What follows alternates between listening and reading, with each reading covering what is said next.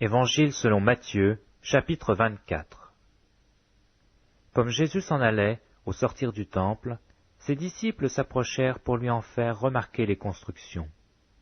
Mais il leur dit, « Voyez-vous tout cela? Je vous le dis en vérité, il ne restera pas ici pierre sur pierre qui ne soit renversée. » Il s'assit sur la montagne des Oliviers, et les disciples vinrent en particulier lui faire cette question. « Dis-nous quand cela arrivera-t-il, et quel sera le signe de ton avènement et de la fin du monde ?» Jésus leur répondit, « Prenez garde que personne ne vous séduise. Car plusieurs viendront sous mon nom, disant, « C'est moi qui suis le Christ », et ils séduiront beaucoup de gens. Vous entendrez parler de guerre et de bruit de guerre. Gardez-vous d'être troublés, car il faut que ces choses arrivent, mais ce ne sera pas encore la fin. Une nation s'élèvera contre une nation, et un royaume contre un royaume, et il y aura en divers lieux des famines et des tremblements de terre. Tout cela ne sera que le commencement des douleurs. Alors on vous livrera au tourment, et l'on vous fera mourir, et vous serez haïs de toutes les nations à cause de mon nom. Alors aussi plusieurs succomberont, et ils se trahiront, se haïront les uns les autres. Plusieurs faux prophètes s'élèveront, et ils séduiront beaucoup de gens. Et parce que l'iniquité se sera accrue, la charité du plus grand nombre se refroidira. Mais celui qui persévérera jusqu'au bout sera sauvé. Cette bonne nouvelle du royaume sera prêchée dans le monde entier pour servir de témoignage à toutes les nations. Alors viendra la fin.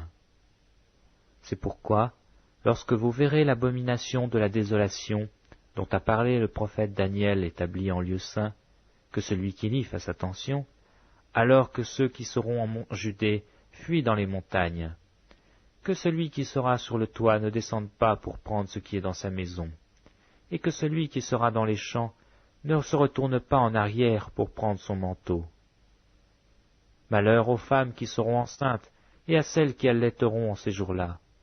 Priez pour que votre fuite n'arrive pas en hiver ni un jour de sabbat, car alors la détresse sera si grande qu'il n'y en a point eu de pareil depuis le commencement du monde jusqu'à présent, et qu'il n'y en aura jamais. Et si ces jours n'étaient abrégés, personne ne serait sauvé, mais à cause des élus, ces jours seront abrégés. Si quelqu'un vous dit alors, « Le Christ est ici » ou « Il est là », ne le croyez pas, car il s'élèvera de faux prophètes et de faux Christ. Ils feront de grands prodiges et des miracles, au point de séduire, s'il était possible, même les élus. Voici, je vous l'ai annoncé d'avance. Si donc on vous dit, « Voici, il est dans le désert », n'y allez pas. Voici, il est dans les chambres, ne le croyez pas. Car comme l'éclair part de l'Orient et se montre jusqu'en Occident, ainsi sera l'avènement du Fils de l'homme. En quelque lieu que soit le cadavre, là s'assembleront les aigles. Aussitôt après ces jours de détresse, le soleil s'obscurcira, la lune ne donnera plus sa lumière, les étoiles tomberont du ciel, et les puissances des cieux seront ébranlées. Alors le signe du Fils de l'homme paraîtra dans le ciel, toutes les tribus de la terre se lamenteront, et elles verront le Fils de l'homme venant sur les nuées du ciel avec puissance et une grande gloire. Il enverra ses anges avec la trompette retentissante, et ils rassembleront ses élus des 4 vents, depuis une extrémité des cieux jusqu'à l'autre. Instruisez-vous par une comparaison tirée du figuier. Dès que ses branches deviennent tendres et que les feuilles poussent, vous connaissez que l'été est proche. De même, quand vous verrez toutes ces choses, sachez que le Fils de l'homme est proche à la porte. Je vous le dis en vérité, cette génération ne passera point que tout cela n'arrive. Le ciel et la terre passeront, mais mes paroles ne passeront point. Pour ce qui est du jour et de l'heure, personne ne le sait, ni les anges des cieux, ni le Fils, mais le Père seul. Ce qui arriva du temps de Noé arrivera de même à l'avènement du Fils de l'homme. Car dans les jours qui précédèrent le déluge, les hommes mangeaient et buvaient, se mariaient et mariaient leurs enfants, jusqu'au jour où Noé entra dans l'arche, et ils ne se doutèrent de rien, jusqu'à ce que le déluge vînt et les emporta tous. Il en sera de même à l'avènement du Fils de l'homme. Alors, de 2 hommes qui seront dans un champ, l'un sera pris et l'autre laissé. De 2 femmes qui moudront à la meule, l'une sera prise, l'autre laissée. Veillez donc, puisque vous ne savez pas quel jour votre Seigneur viendra. Sachez-le bien, si le maître de la maison savait à quelle heure de la nuit le voleur doit venir, il veillerait et ne laisserait pas percer sa maison. C'est pourquoi vous aussi, tenez-vous prêts, car le Fils de l'homme viendra à l'heure, et vous n'y penserez pas. Quel est donc le serviteur fidèle et prudent que son maître a établi sur ses gens pour leur donner la nourriture au temps convenable? Heureux ce serviteur que son maître à son arrivée trouvera faisant ainsi. Je vous le dis en vérité, il l'établira sur tous ses biens. Mais si c'est un méchant serviteur qui dit en lui-même « Mon maître tarde à venir », s'il se met à battre ses compagnons, s'il mange et boit avec les ivrognes, le maître de ce serviteur viendra le jour où il n'y s'y attend pas, et à l'heure qu'il ne connaît pas. Il le mettra en pièces et lui donnera sa part avec les hypocrites. Mais bien-aimés dans le Seigneur, soyez bénis dans le nom puissant et puissant du Seigneur Yeshua HaMashiach. Je suis toujours très heureux de partager avec vous la parole véritable, la parole authentique, la parole que le Seigneur partage avec vous, car il a dit que je ne vous laisserai jamais, je ne vous abandonnerai jamais. Et à chaque fois que j'ai une question sur un point biblique que je ne comprends pas, et que je ferme les yeux, que je prie, oh Seigneur, Seigneur, tu as dit que tu ne nous abandonneras pas, prends pitié de moi, explique-moi, montre-moi. Le Seigneur me montre, le Seigneur m'explique. Et je prends soin sur moi-même de vous retranscrire ce qu'il m'explique, de vous dire ce qu'il me dit. Et aujourd'hui, nous allons prendre un point assez important qui est le sabbat. Nous avons déjà fait plusieurs vidéos en ce qui concerne le sabbat. Nous avons déjà fait plusieurs audios. De mémoire d'homme, je me rappelle, nous avons fait, je crois, 7 à 8 vidéos sur le sabbat. Et aujourd'hui, nous allons faire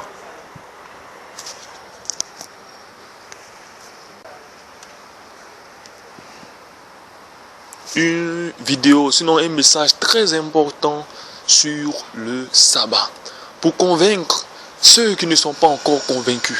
Car le message que j'ai reçu du Seigneur, c'est que nous devons lui appartenir et nous devons obéir à ses commandements. Et le sabbat ne fait pas partie des commandements du Seigneur.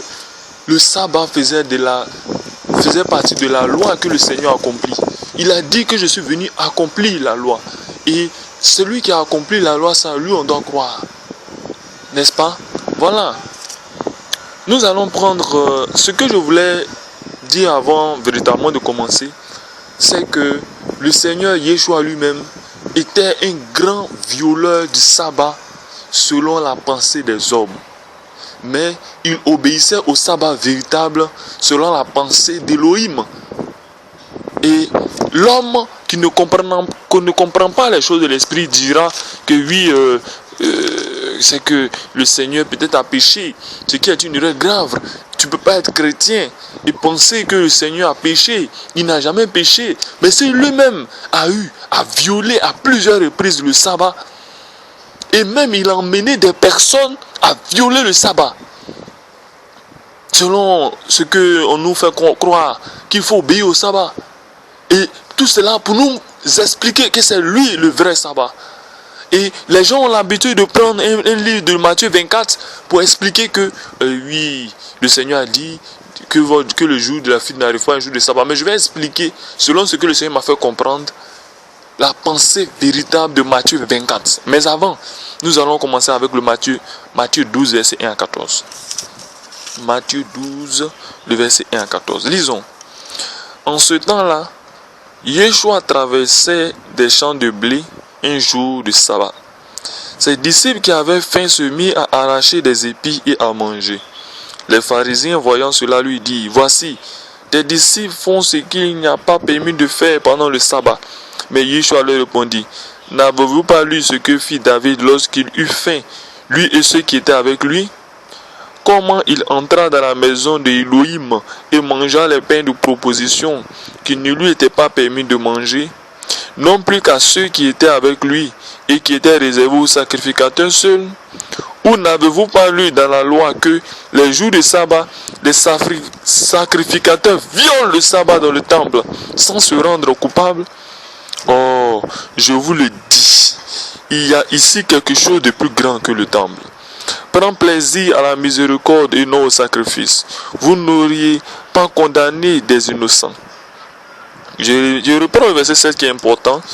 Si vous saviez ce que signifie « Je prends plaisir à la miséricorde et non au sacrifice », vous n'auriez pas condamné des innocents, car le Fils de l'homme est maître du sabbat.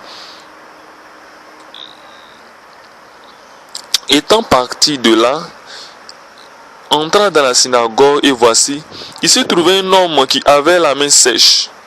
Il demandait à Yeshua, est-il permis de faire une guérison le jour du sabbat? C'était afin de pouvoir l'accuser. Il leur répondit, lequel d'entre vous, s'il n'a qu'une brebis et qu'elle tombe dans une fosse le jour du sabbat, de la saisira pour l'en retirer? Combien un homme ne vaut-il pas plus qu'une brebis? Il est donc permis de faire du bien le jour du sabbat. Alors il dit à l'homme, étends ta main. Il étendit et elle devint saine comme l'autre. Les pharisiens sortirent et ils se consultaient sur les moyens de faire périr, de le faire périr. Amen. Quand on lit Matthieu 12 du verset 1 jusqu'au verset 9, on se rend compte que le Seigneur, il voit ses 12 disciples, ses 12 apôtres violer le sabbat et il ne les en arrête pas. Bien au contraire, il les encourage. Parce que les pharisiens les pointent du doigt et ils donnent une explication et ils ne les arrêtent pas. Croyez-vous que le Seigneur n'arrêterait pas un pécheur? Si tu pêches devant lui, il te dira que tu pêches. Il dénoncera les mauvaises choses. Mais pourquoi n'a-t-il pas dénoncé les apôtres qui sont en train de violer le sabbat? Deuxièmement, lui-même, dans le temple, est-il permis de faire une guérison le jour du sabbat? Normalement, quand on veut regarder la loi hébraïque, nous l'avons déjà vu dans les précédentes vidéos, mais quand on veut regarder la loi hébraïque sur le sabbat, il n'est pas permis de pratiquer ce genre de choses le jour du sabbat. Il faut attendre un autre jour. Mais le Seigneur dit, selon sa loi, de faire du bien le jour du sabbat. Les pharisiens, qu'est-ce qu'ils ont cherché à faire? Ils ont cherché à le faire périr. Parce que quoi? Parce que le Mashiach violait le sabbat à la manière des hommes. Parce qu'en réalité, venu sur terre, il était lui-même le sabbat incarné. À part lui, plus de sabbat. À part lui, pas de sabbat. Continuons avec notre lecture. On va prendre le livre de Matthieu 6 à partir du verset 1. Il arriva un jour de sabbat appelé second premier, que Yeshua traversait des champs de blé. Ses disciples arrachaient des épis et les mangeaient après les avoir froissés dans leurs mains. Et quand on prend Matthieu 6 à partir du verset 1, c'est la même pensée que tout à l'heure, la deuxième partie de Matthieu 12. C'est la même chose. Les disciples, les apôtres, qui violent le sabbat et qui ne sont pas condamnés par le maître. Mais on va prendre à partir du verset 6 et vous allez comprendre quelque chose. Luc 6, 6. Il arriva un autre jour de sabbat que Yeshua entra dans la synagogue et y enseignait. Il se trouvait un homme dont la main était sèche. Les scribes et les pharisiens observaient Yeshua pour voir s'il ferait une guérison le jour du sabbat. C'était afin d'avoir sujet de l'accuser. Quand nous allons lire tout à l'heure Matthieu et quand nous lisons Luc à partir du verset 1 et à partir du verset 6, nous comprenons bien que le Seigneur lui-même, selon la manière de penser des hommes, il a violé à plusieurs reprises le sabbat. À plusieurs reprises. Parce que le sabbat ne permet pas de préparer. Le sabbat ne permet pas de conduire une voiture. Le sabbat ne permet pas de préparer la nourriture. Le sabbat ne permet pas, je dirais que de visiter son voisin. Le sabbat ne permet pas beaucoup de choses. Le sabbat ne permet pas. Et si quelqu'un violait le sabbat dans le temps, comme nous l'avions déjà vu, il devrait être puni de mort. Et c'est à juste titre que les pharisiens essayaient de faire punir de mort le Seigneur Yeshua. Mais c'est à juste titre aussi que le Seigneur Yeshua essayait de leur faire comprendre qu'il est le sabbat. Qu'il est le sabbat incarné. Et que sans lui, pas de sabbat. Le sabbat a été donné aux Juifs. Qui a pu respecter le sabbat? N'a-t-il pas dit lui-même que les sacrificateurs violent le sabbat dans la synagogue? Et ils ne sont même pas inquiétés. Les sacrificateurs violent le sabbat dans la synagogue. À plus forte raison, les Juifs qui sont à l'extérieur. Vous voyez, il a dit aux pharisiens, vous mettez des fardeaux pesants sur le dos du peuple. Et vous-même, vous ne pouvez accomplir ces choses. Et vous leur dites d'accomplir la même chose. Pharisiens hypocrites, maudits soyez-vous. Oui, le Seigneur a plusieurs fois maudit les pharisiens. Mais il n'a jamais été coupable de péché. Car le Seigneur ne pouvait aucunement pécher. On va prendre un verset très important. Très important. Dans le livre de Jean. Et je vais vous montrer quelque chose. La première étape, c'est de faire, j'ai pris le livre de Matthieu, j'ai pris le livre de Luc. Et nous allons méditer sur deux étapes, deux manières, deux choses. Le Seigneur violait le sabbat et il entraînait ses disciples à violer le sabbat. Si c'était écrit une seule fois, on dirait que ça a été une seule fois. Mais ça a été écrit dans plusieurs écrits. C'est pourquoi j'ai pris le livre de Matthieu et j'ai pris le livre de Luc, que j'ai lu juste au début, pour vous montrer la similitude parfaite des deux écritures. Certainement, si on prend Marc, on va trouver cela encore dans le livre de Marc. Mais bref, pour vous montrer que le Seigneur violait le sabbat et il emmenait les gens à violer le sabbat. Donc n'ayez pas peur. N'ayez pas peur. Tout ce qu'on vous demande, c'est d'obéir aux commandements du Seigneur Yeshua Mashiach. Quels sont ces commandements? Ces commandements sont résolus dans deux commandements qui sont les plus grands, qui est l'amour de Elohim et l'amour du prochain. C'est cela. C'est cela.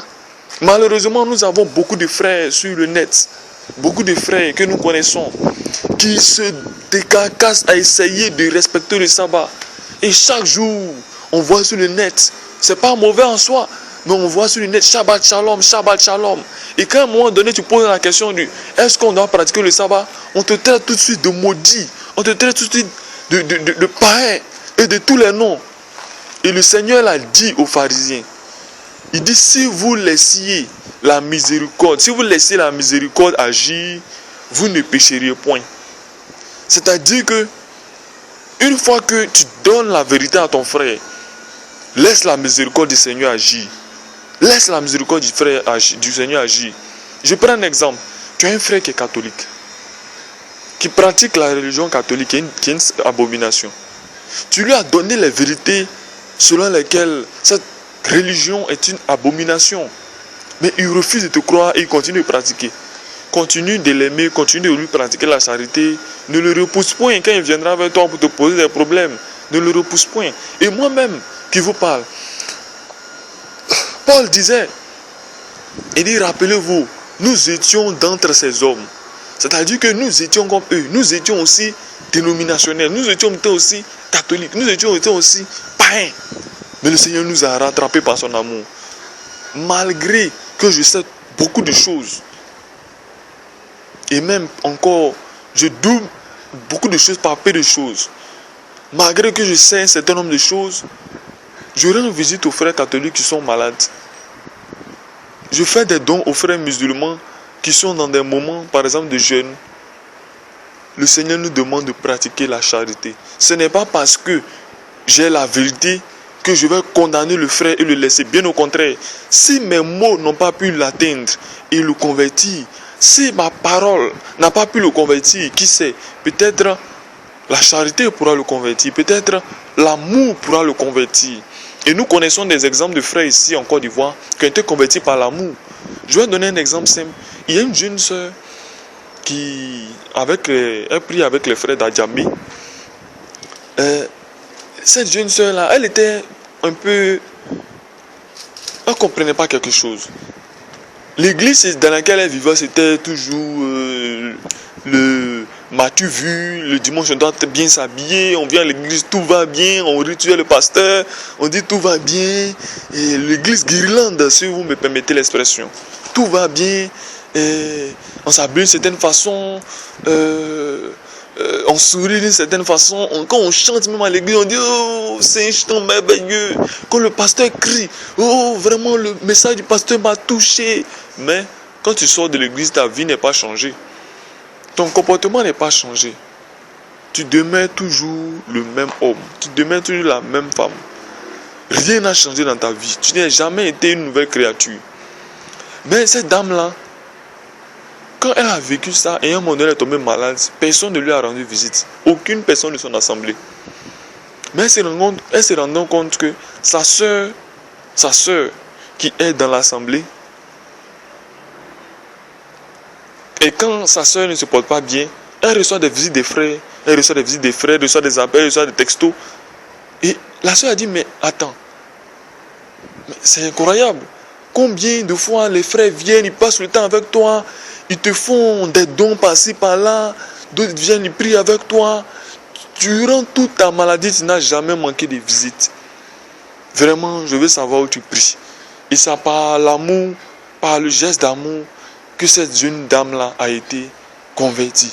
Ce n'est pas été une question de démonstration de verset, une démonstration de... Non, démonstration de puissance. Nous savons qu'à notre temps actuel, les démons, les serviteurs du diable font des miracles.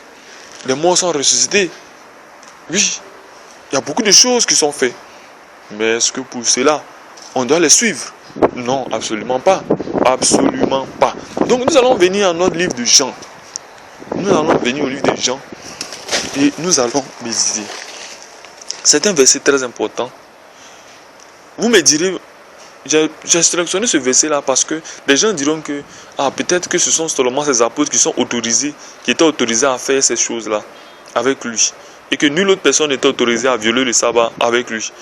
Bon, puisque nous sommes les imitateurs de Christ, s'il a violé le sabbat comme on le dit, nous on a violé le sabbat.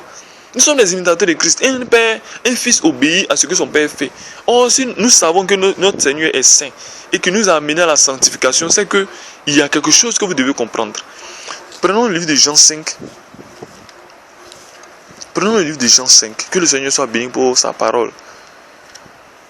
Prenons le livre de Jean 5. À partir du verset 10. Je crois bien. Jean 5, 10. Merci.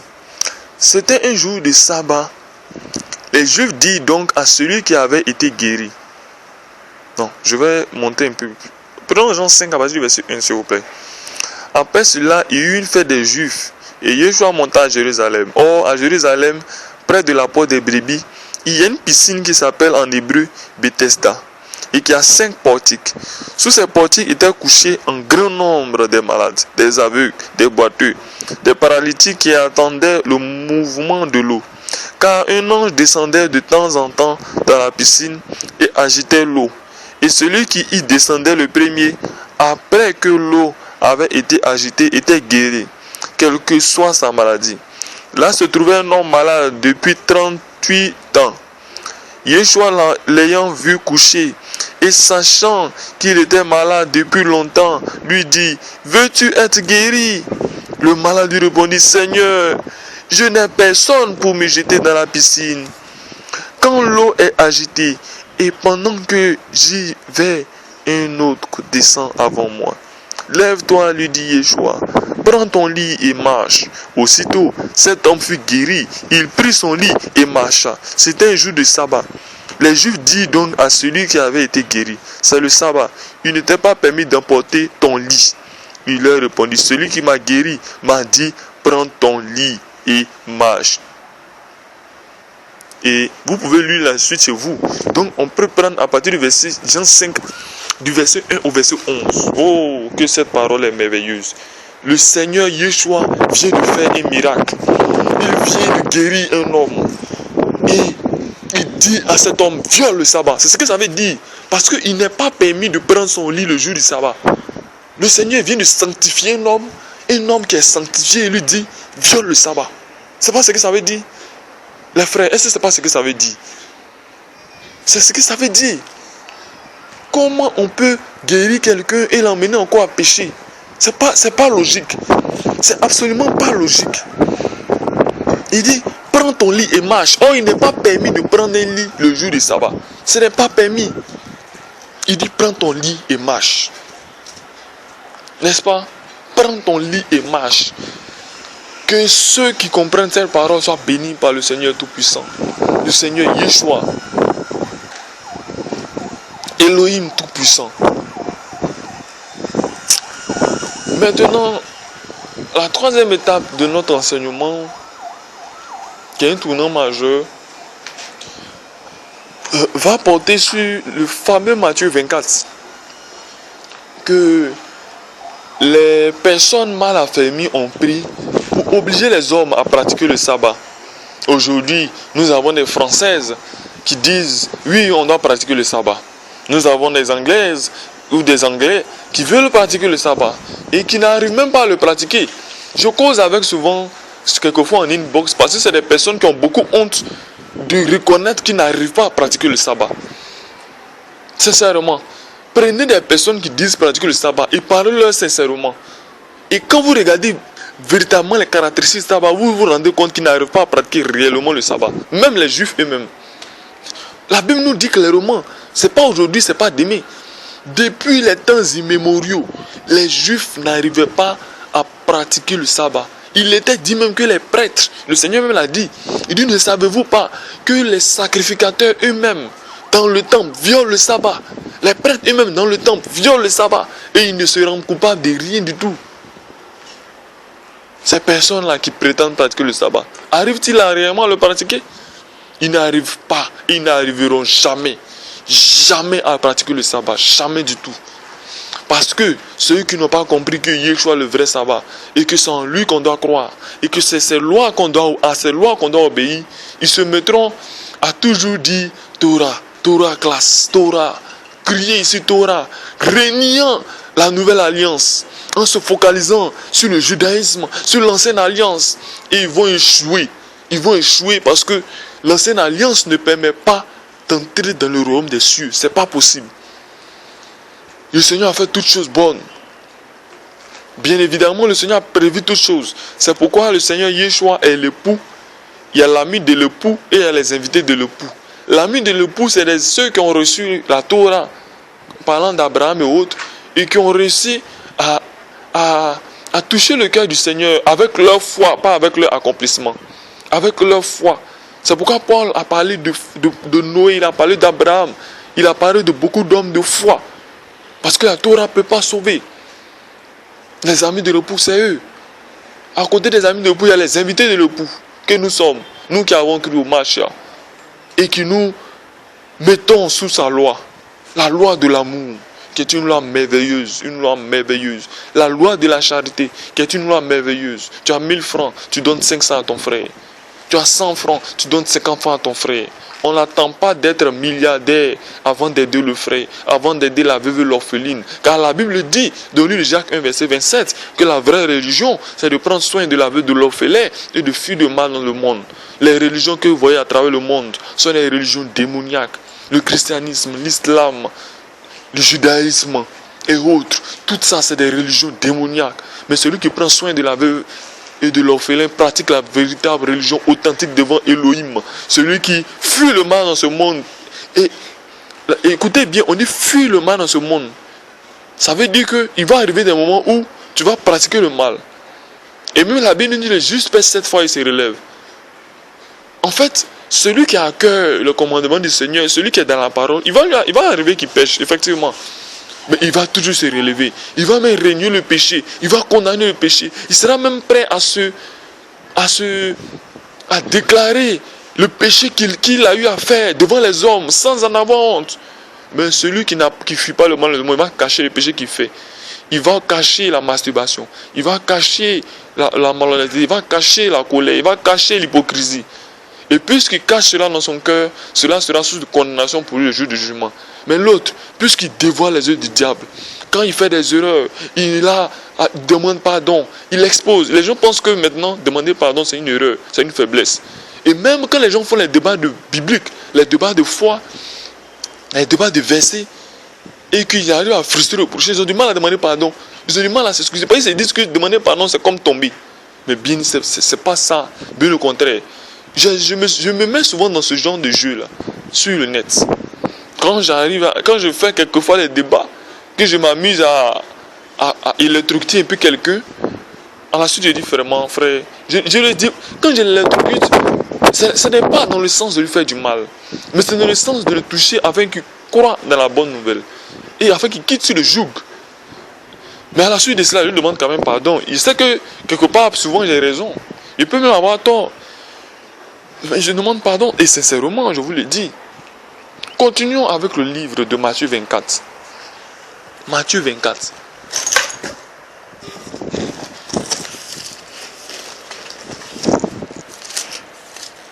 Nous allons prendre Matthieu 24. C'est très important, Matthieu 24. Un verset que j'aime beaucoup, un chapitre que j'aime beaucoup. Méditons Matthieu 24. Comme Yeshua s'en allait au sortir du temple, ses disciples s'approchaient pour lui en faire remarquer les constructions.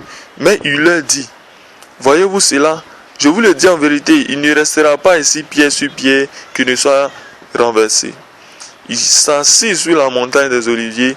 Et les disciples vinrent en particulier lui faire cette question. Dis-nous quand cela arrivera-t-il et quel sera le signe de ton avènement et de la fin du monde?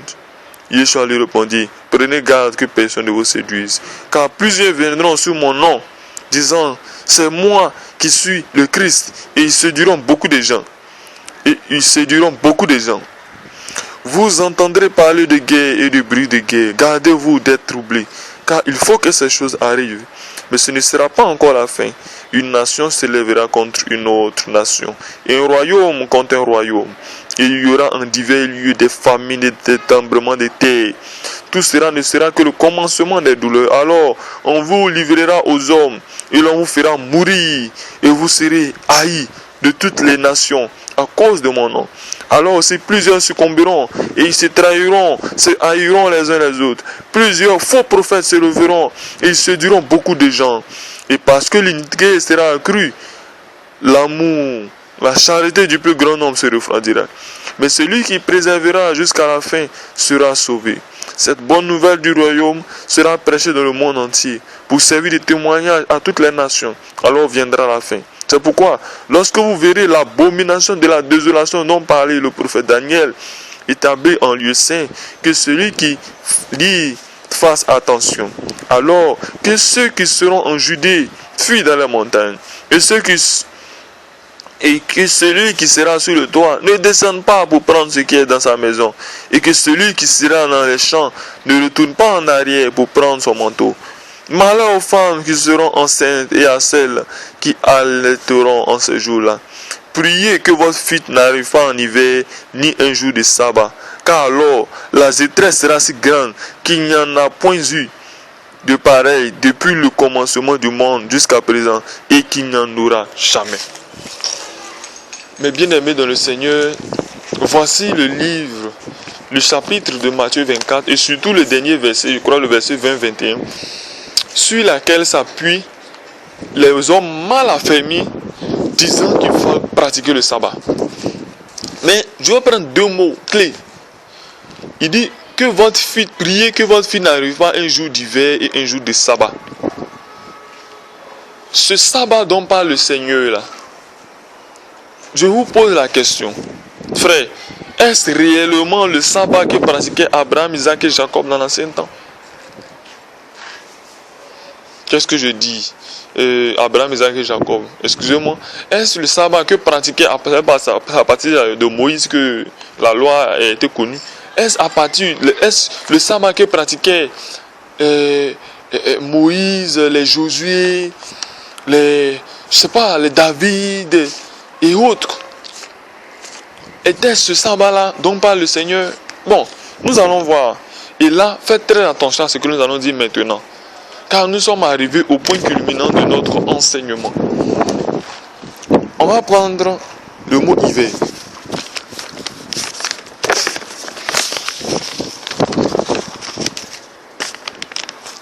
Si vous faites une recherche banale sur le net, vous verrez que l'hiver est l'une des 4 saisons de l'année dans les zones tempérées et polaires de la planète. L'hiver suit l'automne et précède le printemps. L'hiver est un temps très froid. Mais je vous pose la question, est-ce que dans tous les pays il y a l'hiver? Est-ce que dans tous les pays de la terre, il y a l'hiver? Si dans tous les pays de la terre, il n'y a pas l'hiver, c'est que la parole n'a pas son sens. Ça veut dire que la parole n'a pas son sens. Or, cette parole-là va s'appliquer à tous les habitants de la terre. L'hiver dont parle le Seigneur ici, c'est un temps qui va véritablement frapper la terre. Vous avez déjà appris que nous allons entrer dans la période glaciaire, n'est-ce pas? Nous allons entrer dans une période... Et vous avez remarqué qu'actuellement, il pleut beaucoup. Il pleut beaucoup et il fait beaucoup froid. Vous avez certainement remarqué cela. Nous sommes en train d'entrer dans une période. Les scientifiques ont eu à démontrer, et pas à démontrer, mais à confirmer ce que la Bible dit depuis des siècles. Nous allons entrer dans une certaine période glaciaire. Et ce temps-là sera vraiment insupportable pour beaucoup. Nous serons dans un temps, nous serons pratiquement dans le temps de la fin. Il s'agit de cet hiver-là. Il ne s'agit pas de l'hiver que nous connaissons qui fait partie des 4 saisons de l'année. Mais il s'agit d'un hiver particulier, d'un temps particulier de la fin des temps.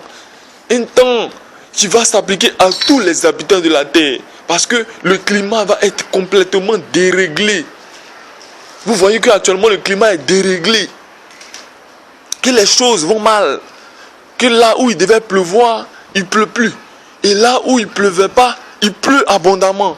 Vous voyez des éboulements. Vous voyez beaucoup de choses. Vous voyez l'eau qui s'élève dans certains pays qui tue des milliers de personnes en Russie, en Allemagne et même en Afrique, ici au Mali. L'eau qui s'élève. Mais c'est dû à quoi? Il y a quelque chose qui est en train de se préparer. Et nous sommes à la fin des temps. Voici un peu ce que le Seigneur m'a fait comprendre en ce qui concerne l'hiver. Voilà, l'hiver. Merci.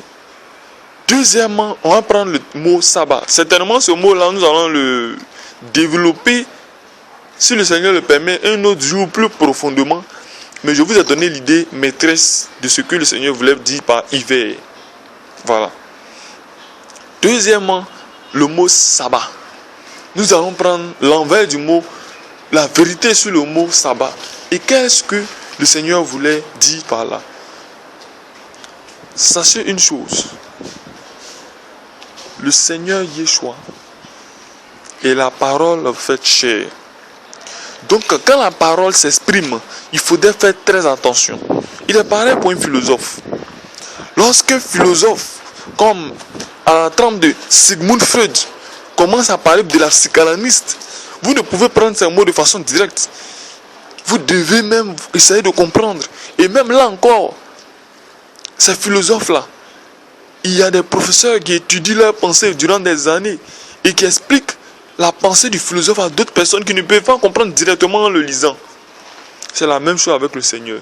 Il y a des vérités que le Seigneur ne peut pas faire. Vous ne pouvez pas comprendre directement. On doit vous l'expliquer. Vous devez passer par des personnes. Quelquefois. Sinon, si vous priez Dieu, le Seigneur va vous faire comprendre la vérité. Vous n'êtes pas obligé, quelque part, de passer par des personnes, je vais dire. Mais, si vous priez sincèrement, à l'image de Paul, à l'image des apôtres, si vous priez sincèrement le Seigneur, sincèrement, je vous le dis, il va vous révéler la vérité. Et la vérité vous rendra réellement libre. On va prendre, quand on prend le mot sabbat et qu'on cherche sur le net, on voit qu'il y a 2 caractères. Il y a le sabbat qui est l'un des jours de repos, qui est un jour de repos. Et d'abord, il faut dire que Yeshua est le sabbat. Bon, cet enseignement, nous l'avons déjà donné. Yeshua est le sabbat fait chair.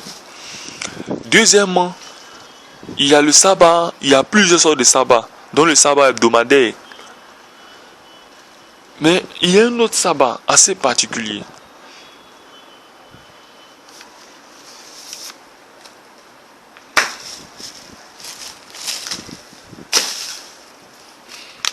Il y a un autre sabbat assez particulier.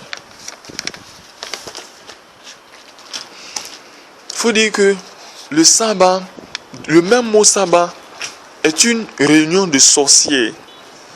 Dans l'univers de Warhammer 40 000, sabbat est une sainte de l'impérium de l'humanité. N'est-ce pas? On continue.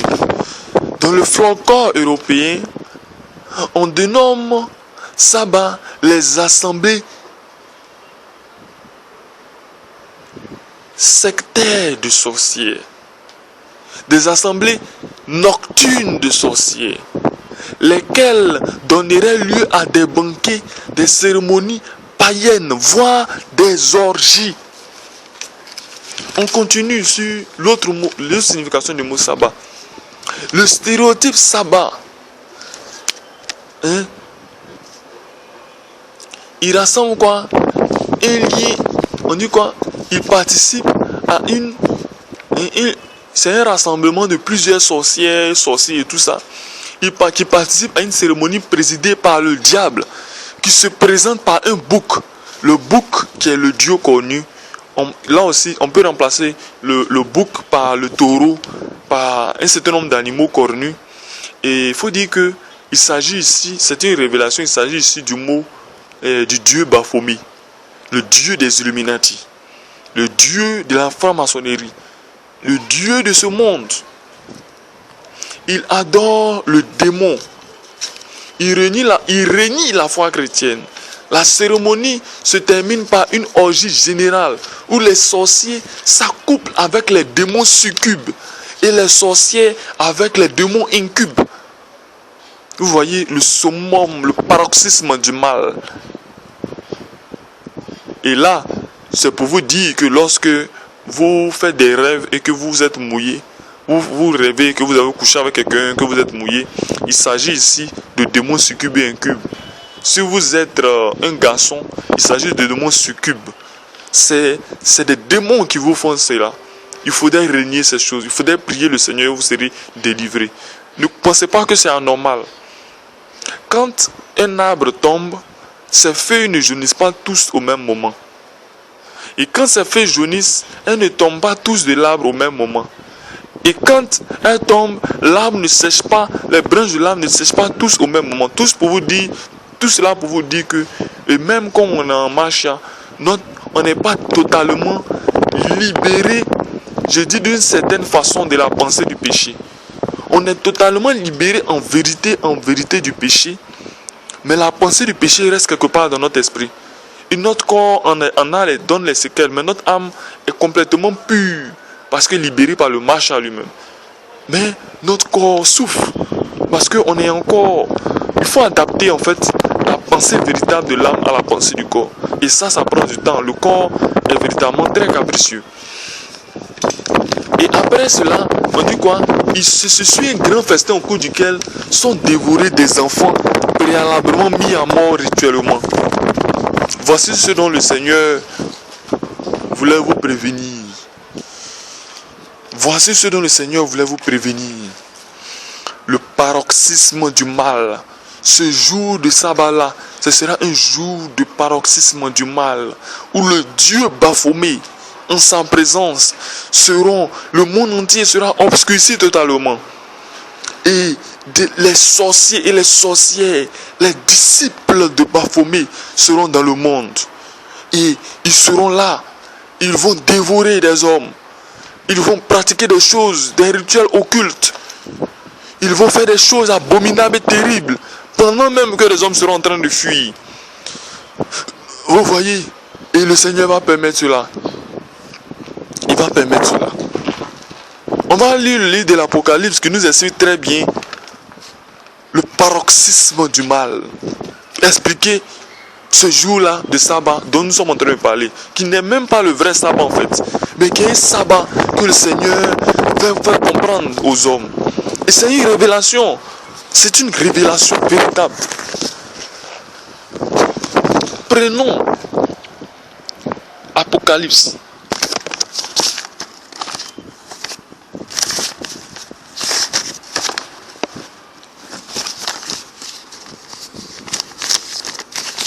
Apocalypse 13, verset 1 à 7. Apocalypse 13, verset 1 à 7. Puis, je vis monter de la mer une bête qui avait 10 cornes et 7 têtes. Vous avez vu, on a parlé tout à l'heure du Dieu connu. On continue, vous allez comprendre. Et sur cette corne, 10 diadèmes. Et sur ces diadèmes, des noms de blasphème. La bête que je vis était semblable à un léopard. Ses pieds étaient comme ceux d'un ours et sa gueule comme une gueule de lion. Le dragon lui donna sa puissance et son trône et une grande autorité. Et je vis l'une de ses têtes comme blessée à mort, mais sa blessure mortelle fut guérie. Et toute la terre était dans l'admiration derrière la bête. Et ils adoraient le dragon parce qu'ils avaient donné l'autorité à la bête. Ils adoraient la bête en disant: qui est semblable à la bête et qui peut combattre contre elle? Et il lui fut donné une bouche qui proférerait des paroles arrogantes et des blasphèmes. Et il lui fut donné le pouvoir d'agir pendant 42 mois. Et elle ouvrit sa bouche pour proférer des blasphèmes contre Elohim, pour blasphémer son nom et son tabernacle et ceux qui habitent dans le ciel. Et il lui fut donné de faire la guerre aux saints et de les vaincre. Et il lui fut donné autorité sur toute tribu, tout peuple, toute langue et toute nation. Voici le sabbat dont nous parlons. Le paroxysme du mal. Il s'agit ici du paroxysme du mal. Ce sera 2 temps qui vont se passer. Un temps froid, véritablement froid. Et un temps où ce sera le paroxysme du mal. Le paroxysme du mal. Les saints seront vaincus. Les sorcières et les sorciers auront le summum et le pouvoir dans ce monde. Ils auront le pouvoir de tuer quand ils veulent. Ils auront le pouvoir de faire du mal. Que nous dit les Écritures dans le livre de l'Apocalypse? La bête eut le pouvoir de faire plier même les saints. Les saints vont souffrir. Ils seront persécutés, tués, égorgés, éventrés. Vous croyez que la tribulation a fini? Qu'est-ce que le loup vous présente? On vous dit croyez en Jésus. Heureusement pas Yeshua. Mais on dit croyez en Jésus et vous aurez votre vie va changer. Croyez en Jésus et vous serez riche. Croyez en Jésus et vous n'aurez plus aucun problème. Croyez en Jésus et vous ne resterez plus de tribulation.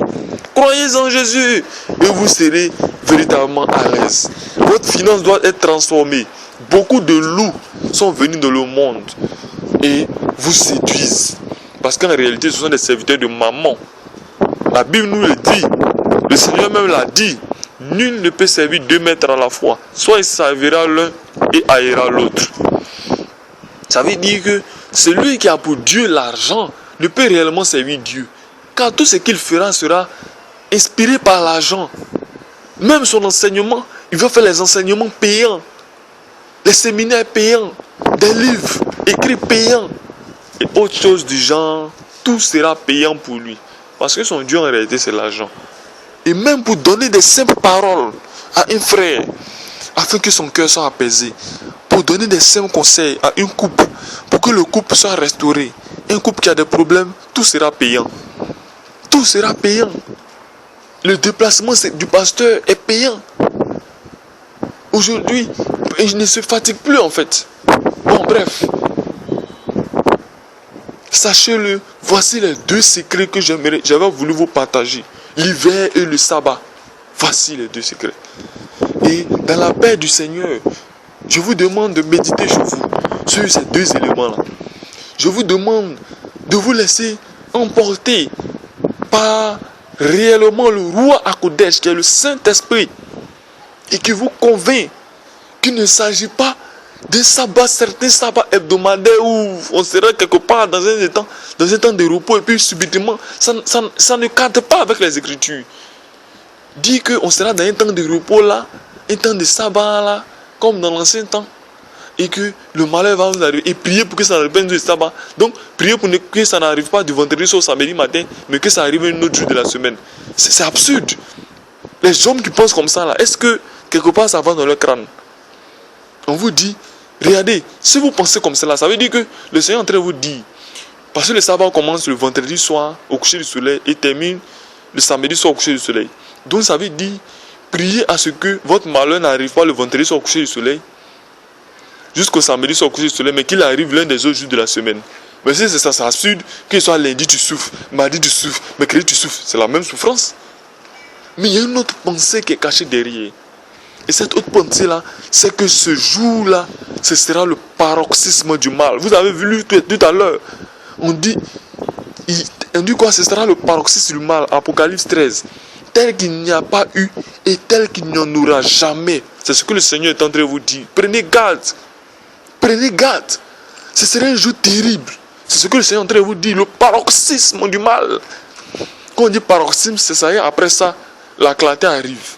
Ça y est, après ça, le marché arrive. Et les hommes, les enfants de Dieu sont réellement restaurés. Voilà le secret. Voilà la vérité. C'est le mystère de la vérité que je vous révèle maintenant. J'ai prié durant des jours, dit Seigneur, révèle-moi.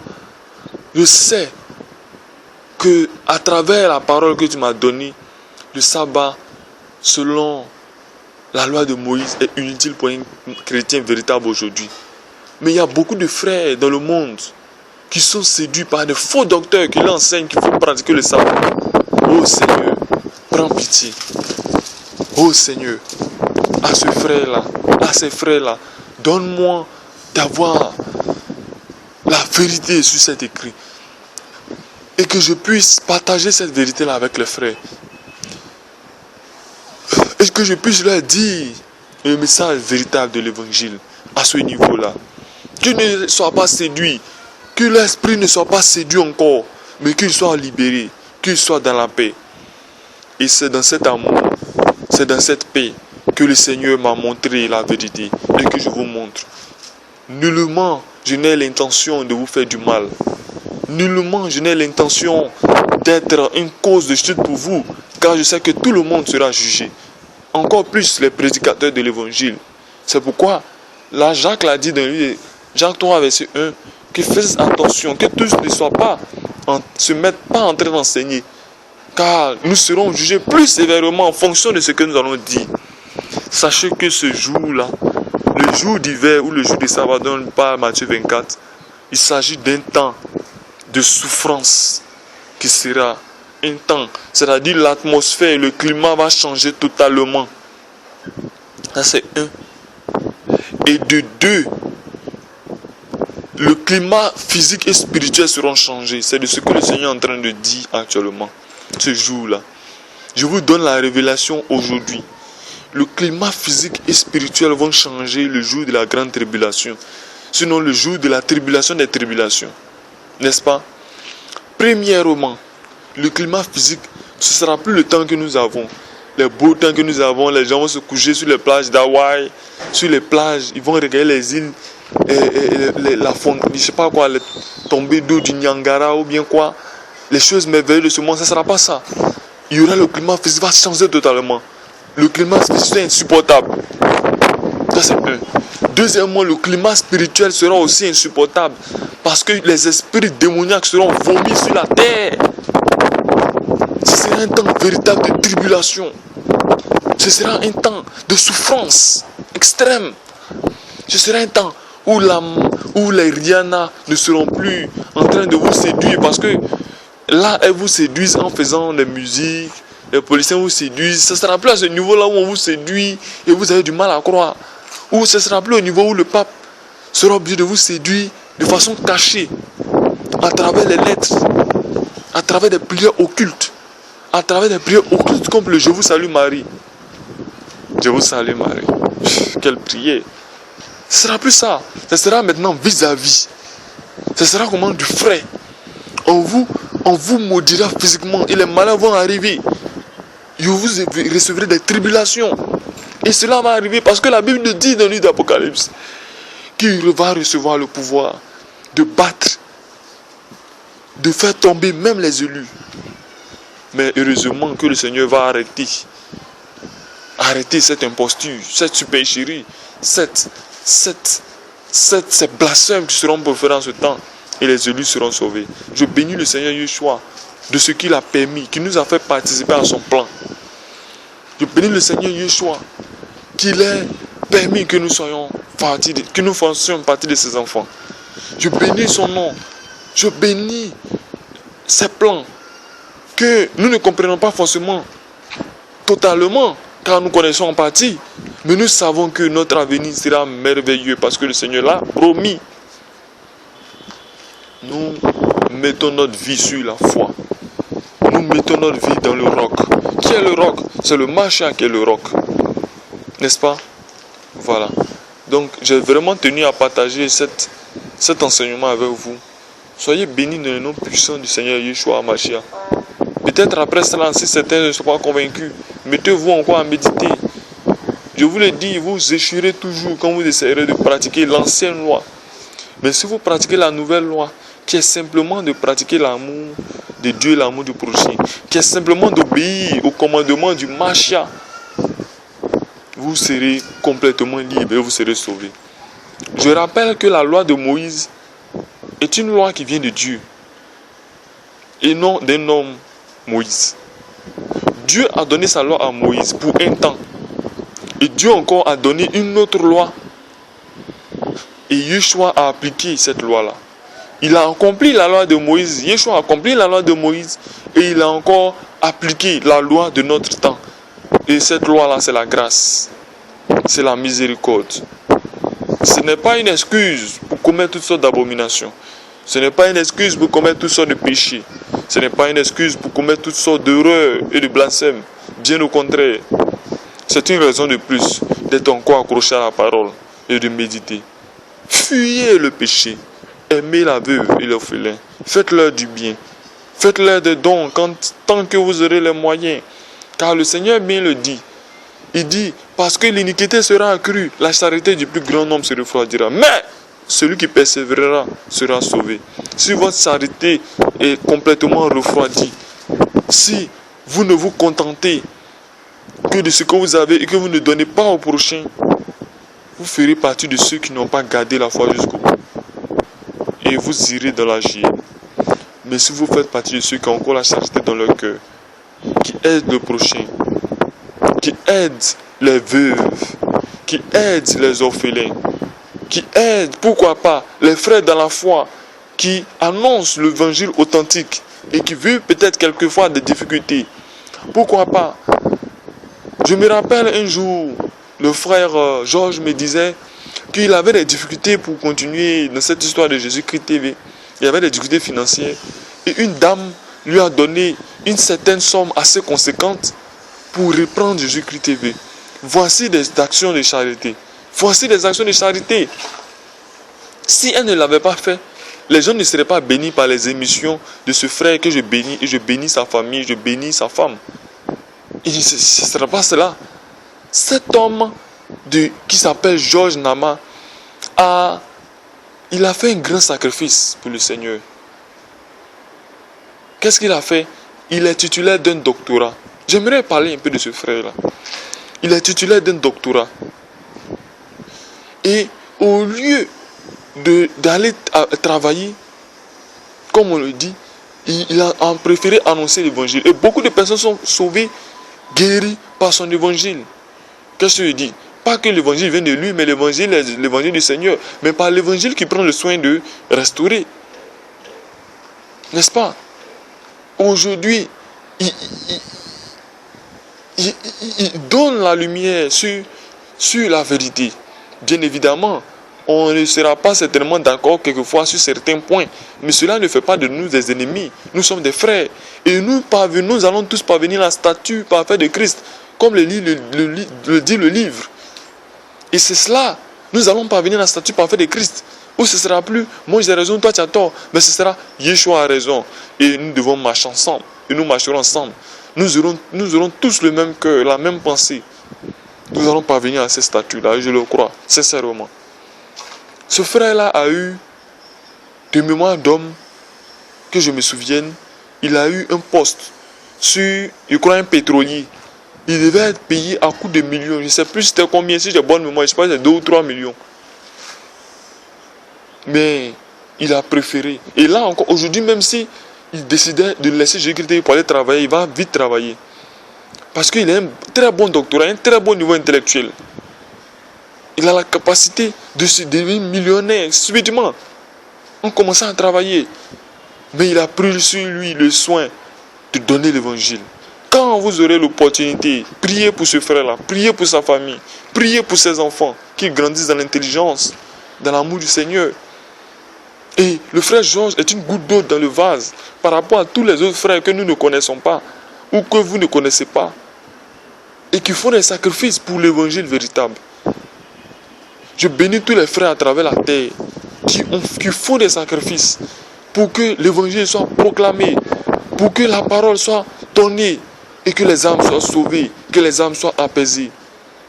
Tant qu'il y aura de ce genre de frères-là, que vous qui êtes saints et vous qui avez la possibilité, vous aidiez ce genre de frères afin qu'ils demeurent toujours debout, moralement, financièrement, physiquement, qui n'est pas à pleurer, qui n'est pas à gémir comme Jérémie. Parlant de Jérémie, ils avaient sorti un mot en français qui est les jérémiades, qui sont des complaintes, des lamentations. Que nous ne nous mettions pas à se lamenter sur les choses de ce monde, mais bien au contraire, que nous soyons en attente d'une espérance merveilleuse. Et c'est cet enseignement-là que je voulais vous partager aujourd'hui, d'un amour sincère, d'une pensée pure, et Dieu m'est témoin. Que l'honneur, la puissance et la gloire soient données au Seigneur Yeshua Mashiach. Et oui, véritablement, je bénis aussi tous les frères qui ont eu à me soutenir. Quand j'avais faim, quand j'avais soif, quand dans des difficultés terribles, je continuais à prêcher l'évangile. Et une fois, j'ai appelé le frère Jean, je lui ai dit, frère, j'ai du mal. Vraiment, je ne sais pas quoi faire, je souffre. Je suis persécuté par les membres de ma famille. Et ce n'est pas étonnant car le Seigneur l'avait déjà dit que à cause de sa parole, vous serez persécutés par les gens auront pour ennemis les gens de leur propre famille. Et celui qui aime son père, sa mère, ses frères, ses compagnons, plus que lui, n'est pas digne de lui. J'ai vécu cela. Et le frère Jean m'a dit persévère. Lui-même, il était déjà dans les difficultés, donc il était difficile pour lui aussi de me venir en aide. Donc il a dit persévère. Et je suis le chemin de l'évangile. J'ai rencontré des frères et des sœurs qui ont eu à m'aider, qui ont eu à me donner des bouffées d'oxygène, qui ont eu à me pistonner. Et je continue le bon combat. Le jour où je meurs, j'aimerais qu'on publie ce genre de vidéo-là, le jour où peut-être ma famille donnera la veillée funéraire. J'aimerais qu'on passe ce genre de vidéo-là, le jour où je serai déjà mort. Et que les gens sachent qu'ils ne pleurent pas sur mon corps, car mon âme sera déjà dans un lieu caché, attendant la nouvelle Jérusalem, dans l'espérance de la foi. Que les gens ne pleurent pas sur mon corps, je sais où je vais. J'ai mis ma foi dans le Mashiach. Et je n'ai aucun doute dans mon cœur que je fais partie des enfants de Mashiach. Je fais partie des enfants de Dieu. Je n'ai pas de doute dans mon cœur. Que les gens ne pleurent pas sur moi, mais qu'ils pleurent peut-être sur eux-mêmes. Qu'ils pleurent sur eux-mêmes. Qu'ils se posent la question, est-ce qu'ils sont véritablement dans la parole? Est-ce qu'ils sont véritablement sauvés? J'aimerais que peut-être, si un jour je mourrais, et le jour viendra certainement, quand je mourrai, que des frères donnent ce genre de vidéos-là durant mes funérailles. Que les gens sachent que même après la mort, les gens comprennent que ce n'est pas d'un cœur malsain que nous avons adopté un certain nombre d'attitudes, mais c'est d'un cœur plein d'amour et de vérité, parce que le Seigneur nous a restaurés et nous a aimés. Je vous bénis de l'amour du Seigneur Mashiach. Shalom.